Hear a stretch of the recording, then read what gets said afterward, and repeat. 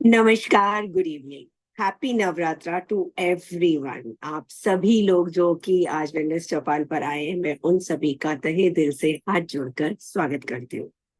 कल मैं आप सबसे मैंने खूब सारी आपसे बातें करी और बातों के बाद मेरी मेरी एक आदत है। मेरी क्या आदत है कि मैं कुछ भी काम करती हूँ, कुछ भी करूँ तो मैं जैसे छोटी थी तो मैं कोई भी काम किया, जैसे अगर मान लीजिए कुछ बनाया, कुछ ड्रॉ किया, कुछ कुक किया, तो मम्मी को लेके पास लेके जाती थी कि मम्मी बताओ ये कैसा है। तो मम्मी उसमें बहुत सारी बुराइयां बता देती थी, ऐसे इसको ऐसे कर लेती तो ऐसे हो जाता, इसको ऐसे कर लेती तो ऐसे तो मैं एक दिन गुस्सा हो गई। मैं तो सब लोग मेरी तारीफ करते हैं, आप लोग हमेशा मेरी बुराइयां करती रहती हो।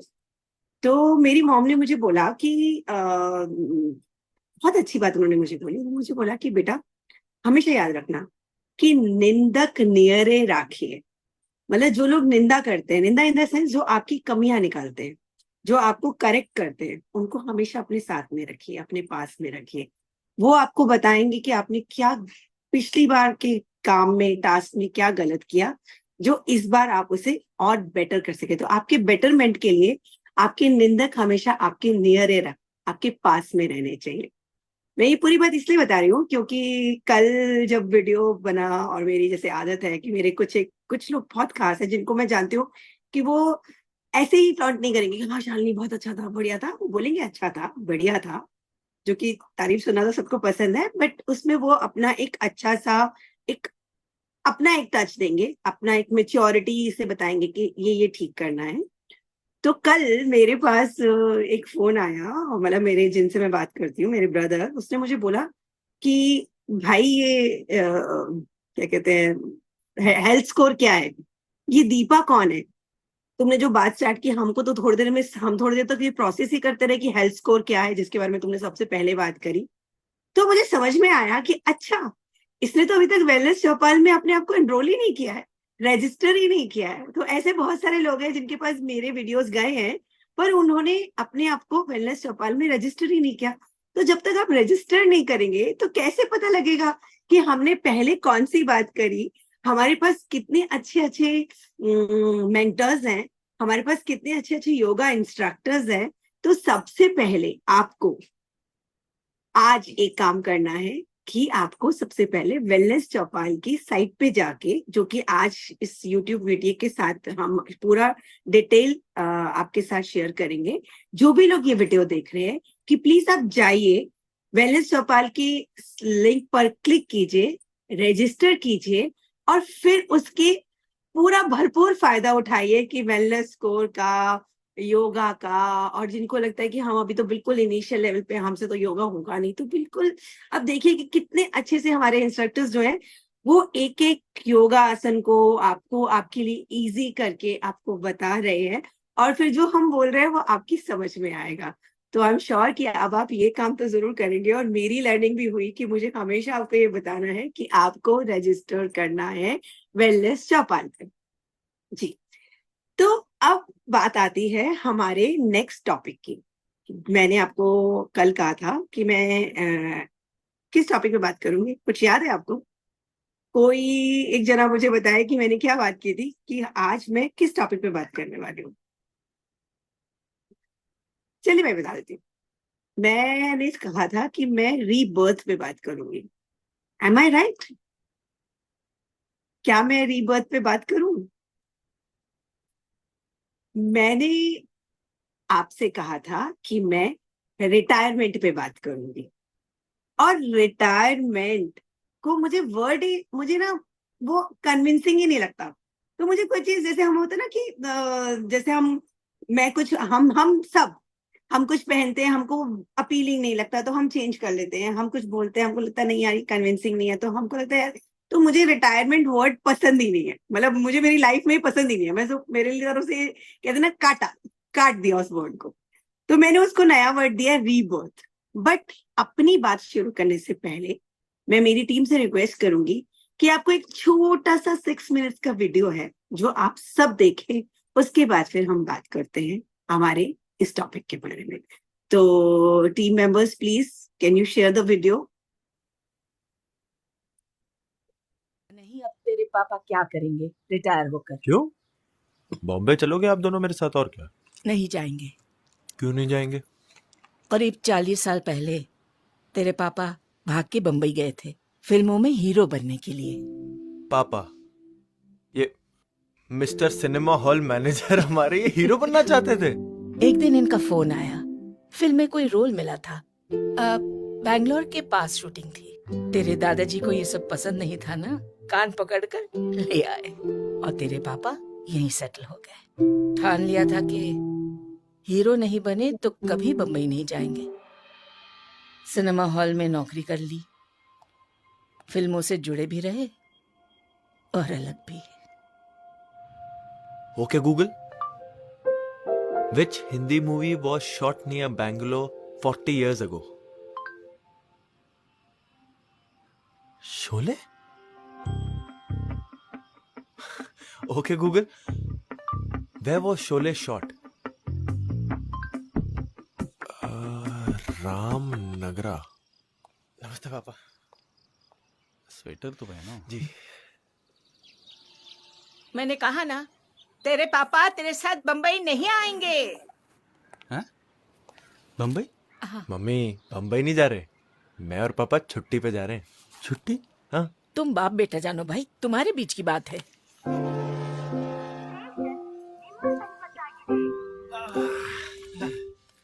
तू ये कहाँ पे लेके आया? ये क्या छुट्टी मनाने की जगह है? हाँ? 40 साल पहले यही तो आना था आपको। हाँ?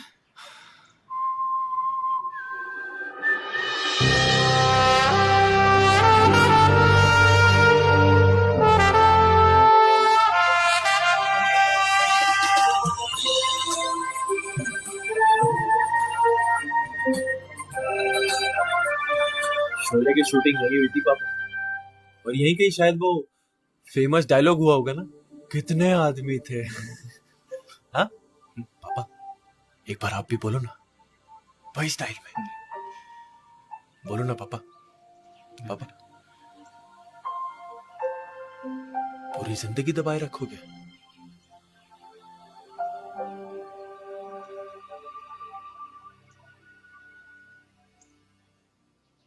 कितने आदमी थे?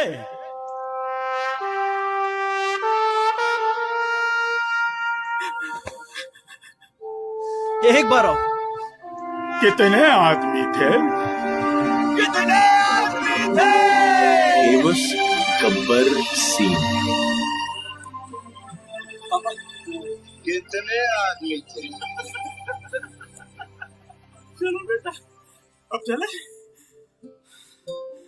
अब इतनी दूर आए हैं पापा, तो 3-4 लोकेशंस और देख लेते हैं। रस्म रिवाज लिहाज की बंद खिड़कियां खोल के दिल चाहता है मन फोटो। परिंदा उड़ चला आज चपोरा। अलग बोल के। एक धड़कन सो गई थी कच्ची नींद में, उसे थपथपा के जगा के फिर टटोल के। सपना वो सोने का, सूरज को छूने का फिर से देख ले। भर के उमंगों को फैला ले खलबली सॉन्ग रंग दे बसंती। चूम ले। देखो। चल बाबुरे खुद का ढूंढ ले। चल बाबुरे कश्मीर की गली। कुछ तो निभा खुद से यारियां। चल बाबुरे खुद को ढूंढ ले। कैसी रही छुट्टी?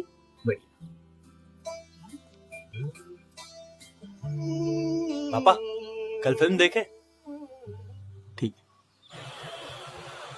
Hello uncle. बैठो। कैसे हो बेटा? विक्की नहीं दिखाई दे रहा है। आ रहा है।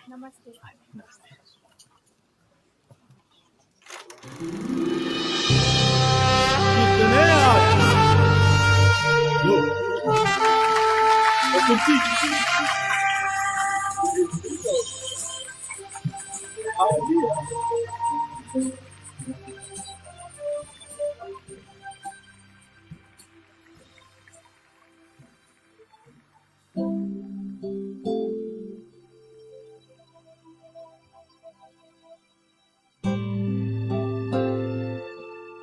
हीरो तो आप बन गए, अब तो रिटायर हो गए। हीरो कभी रिटायर नहीं होते पापा। अब तो बंबई चल लो प्लीज। चल बाबुरे खुद को ढूंढ ले, चल बाबुरे खुद को ढूंढ ले।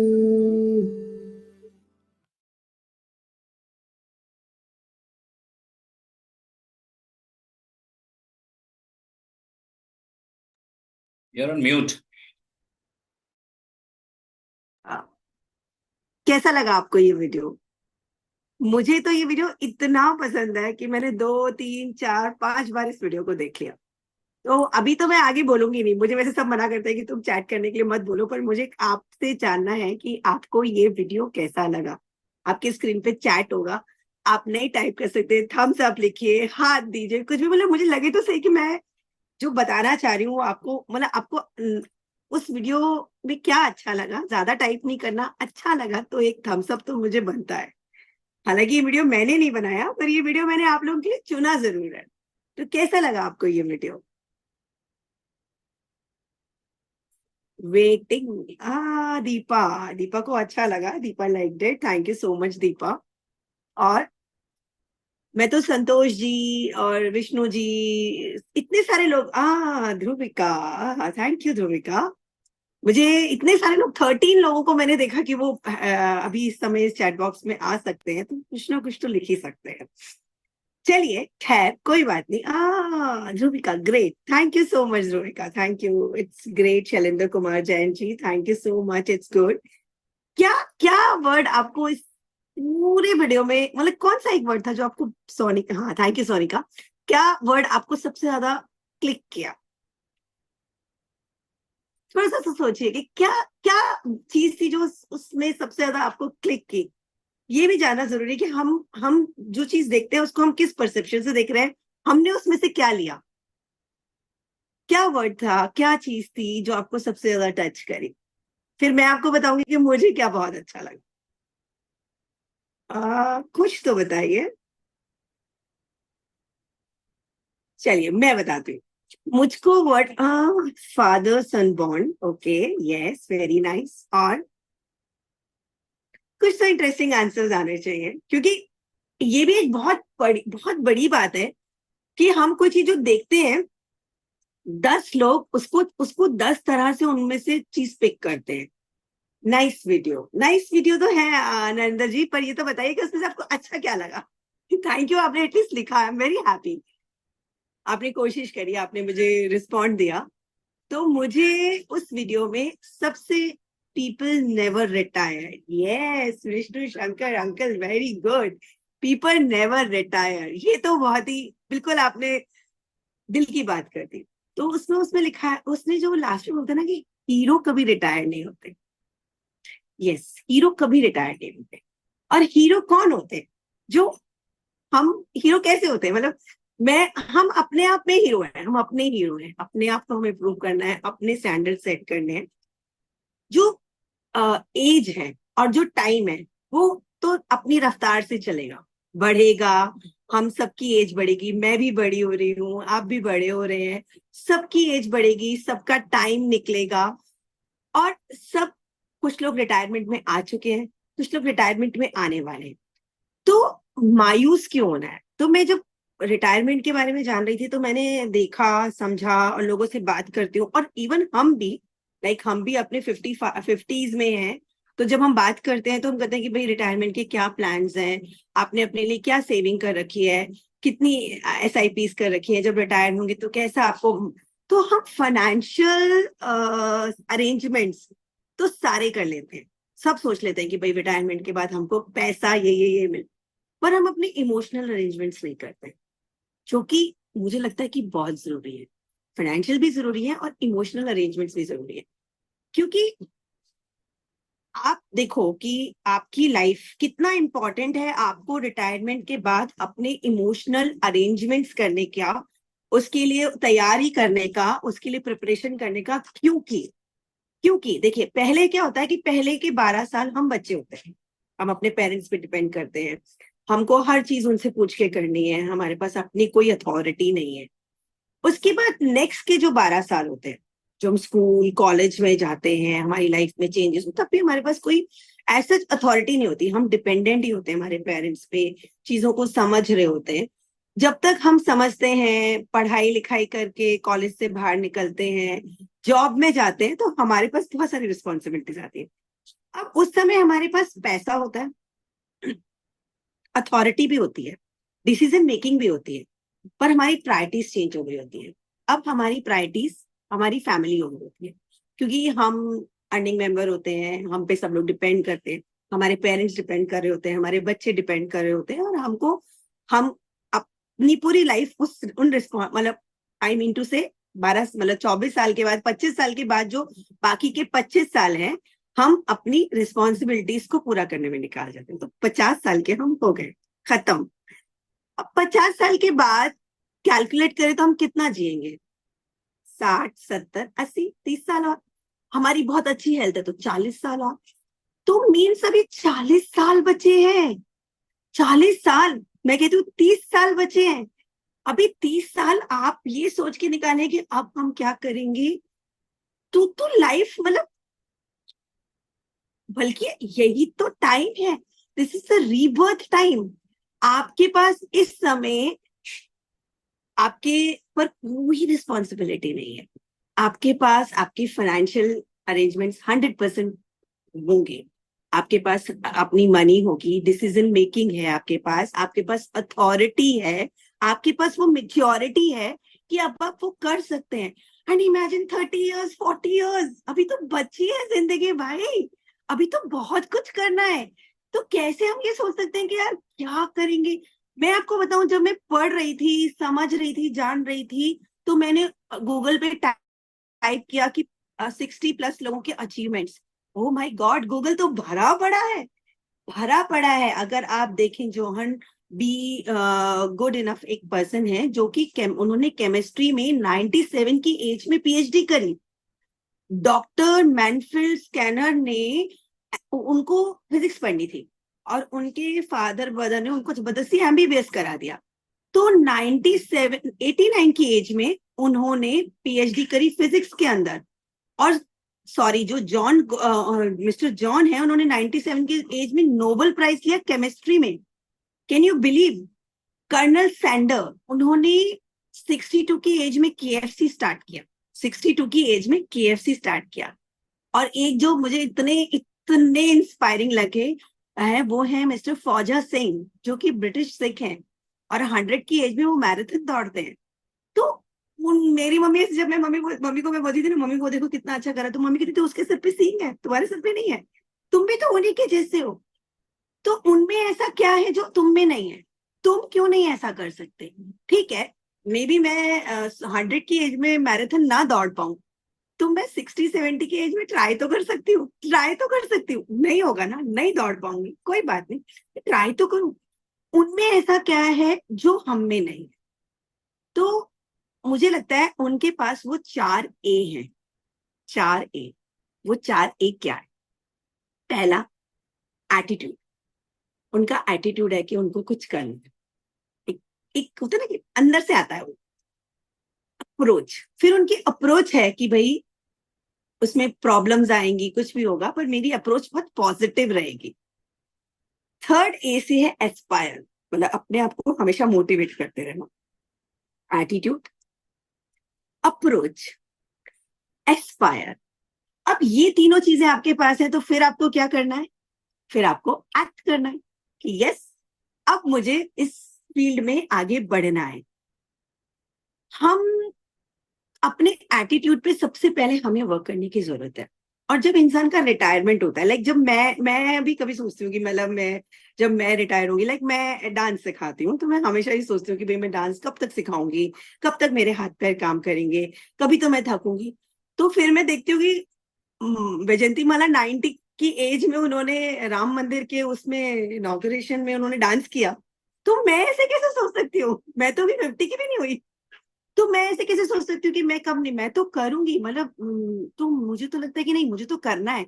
और उसके लिए मुझे क्या क्या करना है वो मेरे को बहुत ध्यान देने की, तो उसके लिए मुझे अपने आप को, मेरी इस मतलब नेक्स्ट लाइफ के लिए मुझे सबसे पहले तो अपनी फिटनेस पे काम करना है। फिटनेस हमेशा दोनों तरह से होती है, फिजिकल एंड मेंटल, जो कि बहुत बहुत जरूरी है। और रिटायरमेंट के जो फेजेस है ना, मतलब उसमें सबसे पहला फेज क्या होता है जब हम रिटायर होते हैं, या हमको लगता है यार बस हम रिटायर, खाली जॉब से रिटायरमेंट नहीं होता। जो लेडीज हाउस वाइफ हैं, घर में भी हैं ना, बच्चे बड़े हो गए, बच्चे अपनी अपनी लाइफ में मस्त हो गए, सपोज उनकी शादियां हो गई, आपके ऊपर वो रिस्पॉन्सिबिलिटी नहीं कि सुबह उठना है, उनके लिए टिफिन बनाना है, उन्हें खिलाना है, उन्हें स्कूल भेजना है, उनके एकेडमिक्स का ध्यान रखना है, उनकी एक्टिविटीज का। तो now you are in a retirement age. तो अब रिटायरमेंट का जो फर्स्ट फेज होता है वो होता है फ्रीडम। वाओ, हमें लगता है अब तो हम फ्री हो गए, सब गए, सब निकल गए, सब अपनी अपनी जिंदगी में चले गए, अब हम फ्री हैं, अब हम अपने हिसाब से सोएंगे, अपने हिसाब से उठेंगे, अपने हिसाब से बैठेंगे, जो भी कुछ करना है हम अपने आप करेंगे।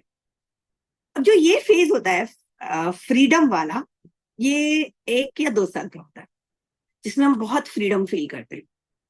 पर आफ्टर 2 इयर्स एक और फेज आता है, वो होता है स्ट्रॉन्ग फेज। उसको स्ट्रॉन्ग फेज कहते हैं, कि आपको लगता है कि बस यही, सुबह उठो, खाओ पियो और शाम को सो जाओ, लाइफ में और कुछ है ही नहीं। यू फील, आपको एक झटका लगता है, एक तूफान आता है जिंदगी में। उस फेज में मतलब आप यू लो सेल्फ वर्थ। आपको लगता है कि मेरी तो जरूरत ही नहीं है, किसी को मेरी जरूरत नहीं है। अपनी खुद की सेल्फ वर्थ को आप खोने लगते हैं, आप अपनी आइडेंटिटी को खोने लगते हैं। लाइक आपने आपने सारी जिंदगी जॉब किया, सपोज आप टीचर थी, मदर थी, फादर थे, आप किसी अच्छी पोस्ट पे थे, आप सपोज फला फला सीईओ थे या मैनेजिंग डायरेक्टर थे, तो आपकी आइडेंटिटी क्या थी? आप किसी से मिलते थे तो कि hello sir, my name is this, I am फला फला, आई एम फ्रॉम फला organisation, I am teacher, I am businessman, I am auditor. तो आपकी आइडेंटिटी चली गई, तो यू लूज योर आइडेंटिटी की आइडेंटिटी, जबकि आपकी आइडेंटिटी इससे कहीं ज्यादा आगे है। उसके बाद क्या होता है कि फिर आपको क्या होता है कि आप यू लूज पर्पस। आपको जिंदगी जीने का, कुछ भी काम करने का पर्पस ही खो देते हैं। आपको लगता है कि यार क्या करना है, कुछ नहीं है लाइफ में। देन आपके जो मतलब आप जो प्रोफेशनल लाइफ में थे, जो आपके रिलेशंस थे, जो लोग आपसे मिलते थे, आपसे बात करते थे, धीरे धीरे वो लोग सब दूर हो जाते हैं। तो आपकी रिलेशनशिप्स भी आपकी आपसे दूर होनी शुरू हो जाती है। अब पावर, जो आपके पास पावर थी, अथॉरिटी थी, जो आप बोलते थे वो होता था, वो पावर खोने लगती है। तो ऐसा लगता है हर तरफ से ना बस तूफान ही तूफान आ रहा है, तूफान ही तूफान आ रहा है। अब उस तूफान से निकलने के लिए आपको थर्ड फेज में जाना तो बहुत जरूरी है। अब वो थर्ड फेज क्या है? सोचिए सोचिए, क्या हो सकता है वो थर्ड फेज? अगर तूफान आता है, बहुत बारिश है बाहर, तो हम क्या करते हैं? हम उस बारिश में चले जाते हैं या उस तूफान में चले जाते हैं? बारिश में तो भीगना मुझे बहुत पसंद है, बारिश तो नहीं, पर तूफान में आप चले जाएंगे? नहीं जाएंगे ना। आप सब खिड़कियां बंद करेंगे, आप अपने आप को प्रोटेक्ट करने की कोशिश करेंगे कि उस तूफान से आपको कोई इफेक्ट ना हो। तो आपको इस तूफान से बचने के लिए क्या करना चाहिए? थोड़ा आप भी सोचिए, तो सब कुछ नहीं बताऊंगी तो फिर आप क्या सोचेंगे? सोचिए कि अगर सपोज ऐसा कुछ आपकी लाइफ में होता है तो आपको क्या करना चाहिए? सब कुछ छोड़ के उस तूफान में बह जाना चाहिए, या आपको उस तूफान से निकलने के लिए अपने आप अपनी सेल्फ वर्थ ढूंढनी चाहिए, अपना खोया हुआ रिलेशंस, अपनी आइडेंटिटी, अपनी नई नए सिरे से अपनी आइडेंटिटी क्रिएट करनी चाहिए। आप आइडेंटिटी क्रिएट करने के लिए आप क्या कर सकते हैं? आप बहुत कुछ कर सकते हैं। आप ब्लॉग लिख सकते हैं, आप अपने अनुभवों को एकत्रित करके, संग्रह करके कुछ लिखिए, ताकि आपके आने वाले लोग, हम लोग, हमारे बच्चे, उनके बच्चे पढ़े, उसको देखें। आप अपने अनुभवों को लिखिए। आप किसी एनजीओ से जुड़ सकते हैं, आप एनजीओ के साथ काम करें, आप कंसल्टेंसी शुरू कर सकते हैं। और आप सोचिए कि आप खुद क्या कर सकते हैं। ये तो मैं आपको बता रही हूँ कि आप ये कर सकते हैं, पर आप खुद भी सोचिए कि आप क्या क्या कर सकते हैं। तो इस फेज को हम बोलते हैं trial phase, test and error. गलतियां होंगी, होगा नहीं होगा, स्टार्ट करेंगे, मे बी वो नहीं होता है, कोई बात नहीं। ये बात ध्यान रखिए, कोई भी काम करते हैं तो उसमें फेलियर नहीं होता, उससे हम कुछ ना कुछ सीख कर ही निकलते हैं। तो हमने तो कुछ ना कुछ गेन किया ही किया, हमारा कुछ लॉस नहीं हुआ, हमने कुछ ना कुछ सीखा, फिर हमने नेक्स्ट टाइम ट्राई किया।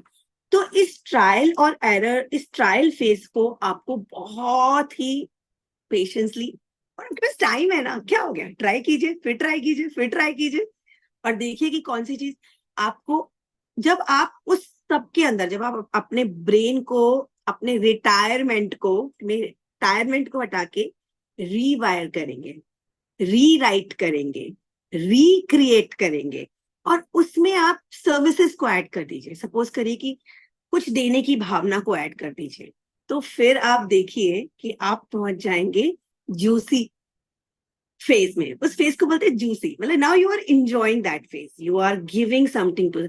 आपको मैं एक बात बताती हूँ, अभी कुछ दिन पहले मेरी मामा बोली थी क्या करें, कुछ करने के लिए नहीं है, तो मैंने बोला कि आप तो बहुत अच्छी बुनाई करती थी, तो आप बुनती क्यों नहीं हो, आप बुनो, आपकी फिंगर्स काम करेंगी, आपका कॉन्सेंट्रेशन बैठेगा, एंड कितना सुंदर आप बुनती हो। आप हम सबके लिए बूट्स बनाती थी, तो तुम लोग पहनते कहाँ हो, आजकल कौन पहनता है घर के बने हुए जूते, तुम लोग तो, तुम्हारे तो मॉम की अपनी एक बात आई।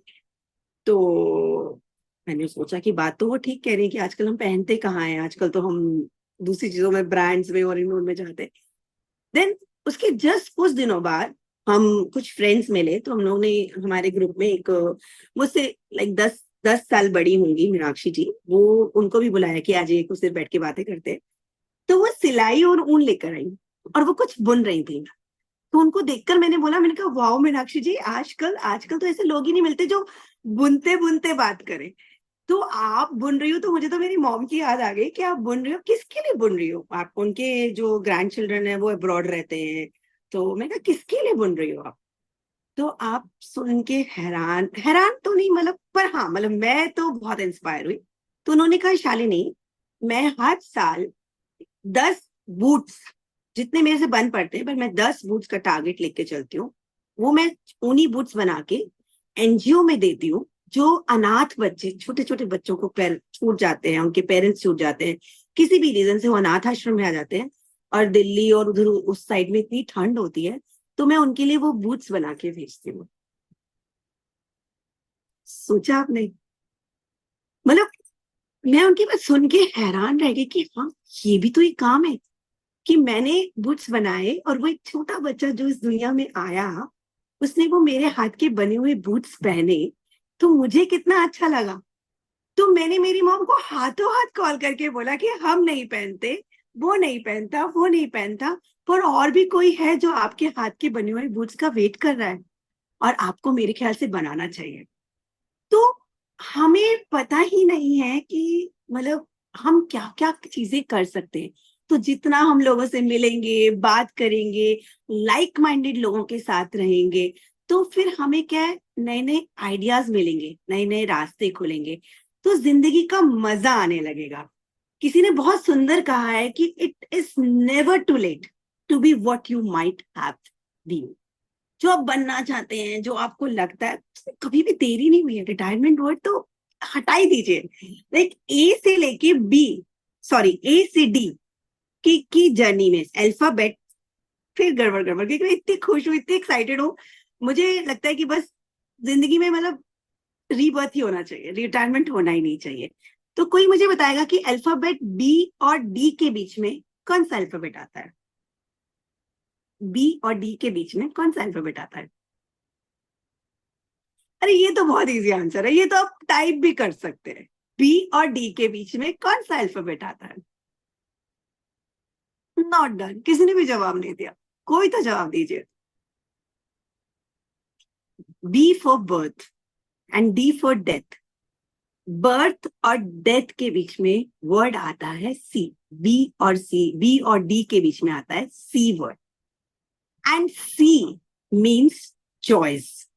तो पैदा होने और मरने के बीच में हमारे पास चॉइस है कि हमें अपनी जिंदगी को कैसे जीना है। तो चॉइस आपकी है, आप क्या चाहते हैं, क्या करना चाहते हैं। मैं तो भाई 90s की एज तक डांस करना चाहती हूँ, डांस करना चाहती हूँ, डांस सिखाना चाहती हूँ, उन लोगों को भी डांस सिखाना चाहती हूँ जो शायद फिजिकली कैपेबल नहीं है, मे भी बहुत ओल्ड है, उनको लगता है कि हम डांस नहीं कर सकते, तो मैं उनको भी डांस सिखाना चाहती हूँ। तो मेरा तो मैंने तो चूज कर लिया कि इस बी और डी के बीच में मुझे क्या करना है। आपको चूज करना है कि आपको क्या करना है। तो मैं यहाँ अपने इस टॉपिक को खत्म करती हूँ एंड रिटायरमेंट वर्ड को हटा के उसको रीबर्थ, नया वर्ड देते हैं, रीबर्थ। वापस से अपनी जिंदगी को जिए, खुश रहिए, इंजॉय कीजिए और रास्ते ढूंढिए कि क्या कर सकते हैं। शिकायतें मत करिए। मेरी मॉम मुझसे शिकायत करती है तो मैं उनको तुरंत सॉल्यूशन दे देती हूँ, ऐसे कर लो, ऐसे कर लो। तो फिर वो कहती है अच्छा ठीक है। तो आप अपनी प्रॉब्लम्स, मेरी एक बहुत बड़ी अच्छी मेंटोर थी, उनके पास वो प्रिंसिपल थी, तो उनके पास कोई भी बच्चा आता था ना, रोज शिकायत लेकर, मैम इसने ऐसा किया, मैम इसने ऐसा किया, मैम ऐसा हो गया, मैम वैसा हो गया। तो उन्होंने एक दिन बोला बच्चों से कि तुम लोग मेरे पास खूब सारी कंप्लेंट्स लेके आओ, कोई प्रॉब्लम नहीं है, पर कंप्लेंट के साथ एक सॉल्यूशन भी लेकर आओ। सोच के आओ कि अगर ये है तो इसका क्या सॉल्यूशन होना चाहिए, कैसे इसको ठीक करना चाहिए। और धीरे धीरे उनके पास बच्चों ने आना कम कर दिया। उनको लगा यार ये मैम मुझसे पूछे, और पर उन्होंने सोचना शुरू किया और बहुत सारे बच्चे खुद ही अपने उस कॉन्फ्लिक्ट को रिजॉल्व कर लेते थे। तो हम अपनी कंप्लेंट्स, अपने एक्सक्यूजेस, अपनी प्रॉब्लम के साथ एक सॉल्यूशन के साथ बात करें कि इसका ये सॉल्यूशन हो सकता है। तो देखिए आपको कितने आसानी से आपकी लाइफ जो है एक अलग ही एनर्जी पे चली जाएगी। और अगर आप डिप्रेस है, आपको लगता है कि कुछ नहीं है लाइफ में, तो वो यूं खट खट चली जाएगी। पर क्योंकि मैं आपको हमेशा एक मुद्रा बताती हूँ, पिछले से पिछली बार मैंने आपको काली मुद्रा बताई थी, फिर मैंने आपको गणेश मुद्रा बताई थी। तो आज जो मुद्रा मैं आपको बताने वाली हूँ वो है मकर मुद्रा। मकर मुद्रा आपको आपकी एनर्जी जो है, जो भी आपको कभी किसी चीज को देख के एनर्जी आती है ना, तो उसको स्टोर कर लेगी। तो जैसे आपको लगे किसी चीज को आपको देख के खुशी मिलती है, तो आप तुरंत मकर मुद्रा कर लेना, तो जो एनर्जी है वो स्टोर हो जाएगी, कहीं वेस्ट नहीं होगी। एंड वो आपके डिप्रेशन लेवल को भी कंट्रोल करती है। तो what you have to do, again मुद्रा है तो हाथ तो काम में आएंगे। इसे आपको हाथ ऐसे ओपन रखने हैं, आई एम श्योर आपको मेरे हाथ दिख रहे होंगे, और अपने इस थंब को अपनी इस लिटिल फिंगर के बीच में डालना है। आई थिंक आपको दिख रहा होगा, ऐसे डालना है, ठीक है। और अपने थर्ड फिंगर को थंब से मुद्रा बनानी है, दिस वे। थोड़ी सी कॉम्प्लिकेटेड लग रही है, मैं फिर से बताती हूँ। हाथ सीधा है, अपने थंब को अपनी छोटी फिंगर के 3 फिंगर इधर और 1 फिंगर इधर, इसके बीच में आप रखिए और अपनी थर्ड फिंगर से अपने थंब को टच कीजिए, मुद्रा बनाइए, and this is called a मकर मुद्रा। और उसको फिर हमेशा अपने हार्ट चक्रा के पास रखिए। और इस समय आपको कोई ओम नहीं करना, कुछ नहीं करना। आपको आंखें बंद करके अपनी रीबर्थ, अपनी नई लाइफ में आप क्या करने वाले हैं उसके बारे में सोचना स्टार्ट कीजिए कि आपको क्या करना है, क्या करना चाहते थे। उस हीरो की तरह वो हीरो बनना चाहते थे और वो नहीं बन पाए, तो उन्होंने क्या किया, कुछ भी। उस समय वो हीरो नहीं बन सकते थे। अब वो जाए और कहे कि मुझे ऋतिक रोशन का रोल मिल जाए, तो नहीं मिलेगा। बट उन्होंने इसको रिक्रिएट किया, रीवायर किया, रीराइट किया, और अपनी जो इच्छा थी उसको एक बार तो कम से कम जी ही लिया। तो आप भी इस मकर मुद्रा के साथ आप जो करना चाहते थे उसको सोचिए, इमेजिन कीजिए, और अपनी उस लाइफ को वापस से, अपने उस पैशन को एटलीस्ट थोड़ी देर के लिए रिक्रिएट कीजिए। आई एम श्योर आप सब कर रहे हैं। और इसी मकर मुद्रा के साथ मैं आपसे इजाजत लेती हूँ, शालिनी दीक्षित। और आप वेलनेस चौपाल को सब्सक्राइब करना, उसमें एनरोल करना ना भूलिएगा। Thank you so much, have a nice day, bye bye.